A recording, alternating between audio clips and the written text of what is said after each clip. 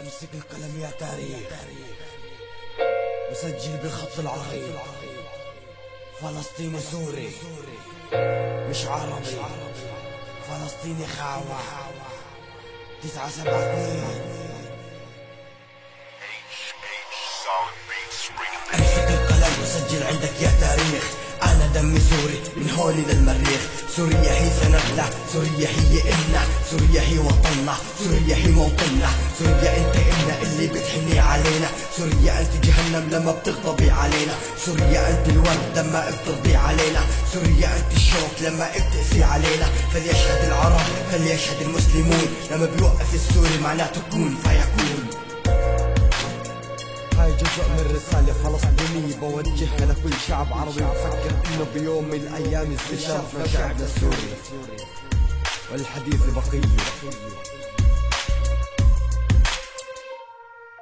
نيجي هلا على البنت السورية، لما تقول انك سورية قوليها بلهجة قوية.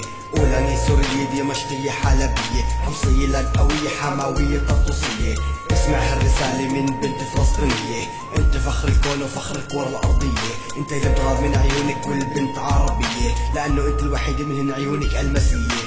نفسي ارجع طفل صغير اشتري من سوق الحمدية والعب في حي الشاغور وبجوا حي الصلحية. العب بساحات كنيسة يوحنا الدمشقية واسجد بساحات مسجد جامع الامة. وهي نفسي ارجع طفل صغير امي تغديني ملوخية وتحليني باعد هيك عش القلب الهيطلية. واطلع على الحارة واشتري عرق سوسو مهلبية والعب انا وبنت الجيران طوق طوق طوقية والطميمة والطيارات الورقية.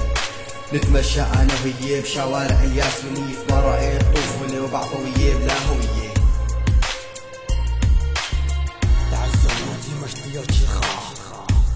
أنا شي إبراهيم